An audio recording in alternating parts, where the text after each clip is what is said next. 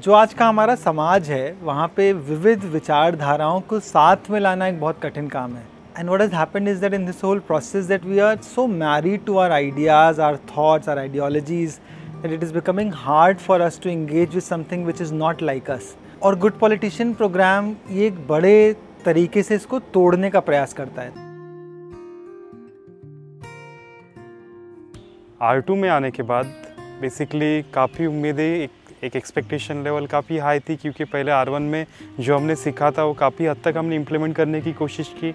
कुछ फीडबैक्स भी आए, कुछ अच्छे रिजल्ट्स भी आए थे और काफ़ी उत्साह था, काफ़ी उमंग थी कि अभी और हमें क्या नया सीखने को मिलने वाला है। जो प्रोग्राम डिज़ाइन किया हुआ है वो इतना अच्छे तरीके से किया हुआ है कि हर चीज़ को इलेक्शन से रिलेटेड इसमें कवर किया गया है। हर लेसन के पीछे एथिकल राजनीति को आगे रख के हम किस तरह से आगे बढ़ सकते हैं, वो सारी चीज़ों को इसमें कवर किया गया है। A country like India, which has such vast caste and religious diversity, this is the best medium to ensure that everybody can live happily.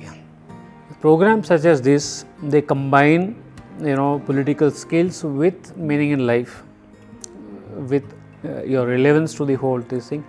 That's a perfect combination, and I think that's a very good program, and we must build on this.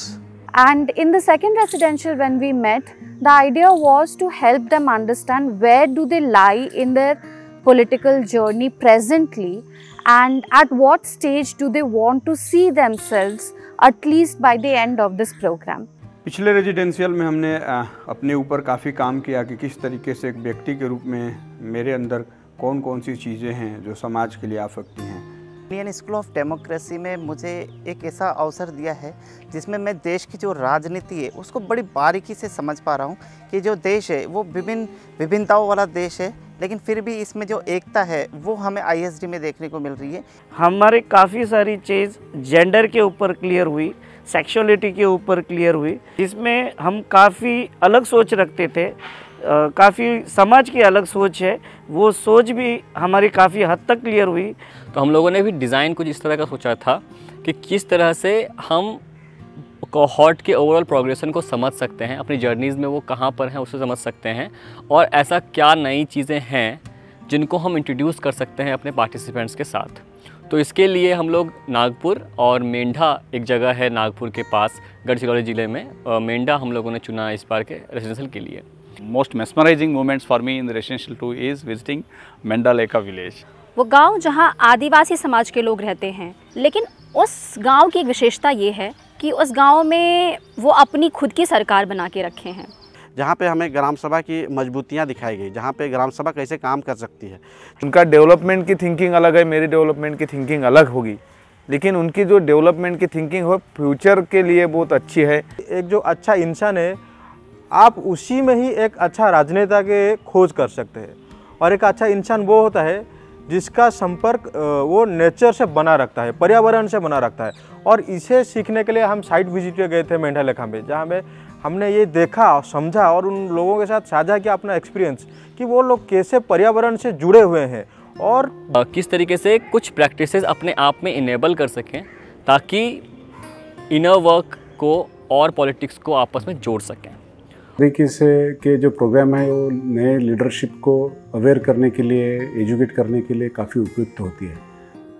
आज की राजनीति में मुझे ऐसा लगता है कि बहुत सारे चैलेंज हैं। इनमें मुख्य तौर पर जो हम देखते हैं, नए नेतृत्वकर्ता को अपनी पार्टी में जगह बनाना, कोर वोट बटोरना, फील्ड में मुद्दों को पहचानना, मुद्दों के साथ लोगों को खड़ा करना, और साथ साथ में फाइनेंस जैसी बड़ी समस्याएं होती हैं। सबसे बड़ा चैलेंज मेरे लिए मेरी जेंडर आइडेंटिटी है, बिकॉज़ मैं हमेशा समझती हूँ कि मैं जिस जेंडर आइडेंटिटी से आती हूँ उसको लोग कितना एक्सेप्ट कर पाएंगे और कितनी हद तक मुझे वो अपना पाएंगे। कि पहले तो आपको अध्ययन करना पड़ेगा, कौन सा विषय पर आपको अध्ययन करना है, कौन सा इशू पकड़ के करना है, तो उसी पर अध्ययन करिए। तो आपके जो फेलोज़ हैं उनके साथ उसकी बातचीत करते रहना, और जो कि भी कोई प्रिंसिपल पॉलिटिक्स करने वाले छोटे छोटे गट हो, पार्टियां हो, नेता हो, उनके साथ आपका फेलोज़ का एक इंटरेक्शन करवाना, मुझे लगता है ये एक आपके लिए आगे जाने वाला रास्ता होगा। इधर बहुत सीखने के लिए मिलता है। जो ISD टीम का जो टीम स्पिरिट है, और उसके जो यूनिटी है वो सबको मोटिवेट करता है, वैसा वो टीम बिल्डिंग करना है और यूनिटी रखना है करके। खासकर मुझे आईएसडी का ये स्पेशल लगता है टीजीपी प्रोग्राम में कि यहाँ पर सारे विचारधाराओं के लोग, यहाँ पर बीजेपी के भी लोग हैं, यहाँ पर कांग्रेस के भी लोग हैं या राष्ट्रवादी के भी लोग हैं, और अलग अलग राज्यों से आई हुई स्थानिक पार्टियों के भी यहाँ पर लोग हैं। बहुत सारी डाइवर्सिटीज़ की वजह से मुझे लगता है कि मेरा पॉलिटिकल एंगल ज़रा बड़ा हुआ है। आईएसटी की बेसिकली जो जर्नी रही, इसका एक बड़ा इन्फ्लुएंस रहा मेरी पॉलिटिकल जर्नी पे। We with our open arms are accepting our flaws and faults and are trying our level best to overcome them. तो इस बार का रेजिडेंशियल एक तरीके से टेस्टामेंट था इस आइडिया को लेके कि अलग अलग विचारधाराएं को एग्जिस्ट कर सकती हैं, एक पॉलिटिशियंस के अंदर को एग्जिस्ट कर सकती हैं, और हम इन आइडियोलॉजी के साथ और इनके बिना भी किस तरीके से नेविगेट कर सकते हैं अपनी जर्नी को। हमारा लोकतंत्र 4 पैरों पर खड़ा है। एक है लेजिस्लेटिव विंग, दूसरी है एग्जीक्यूटिव विंग, तीसरी है मीडिया और चौथी है जुडिशरी विंग। चारों क्षेत्र में हम अच्छा आदर्श काम करेंगे और जनता का अगर इनके ऊपर विश्वास रहेगा और देश और समाज का और गरीब का कल्याण करने वाली विजन लेकर काम करने वाली लीडरशिप होगी, तो निश्चित रूप से हमें जो अपेक्षा है वो परिवर्तन निश्चित रूप से होगा।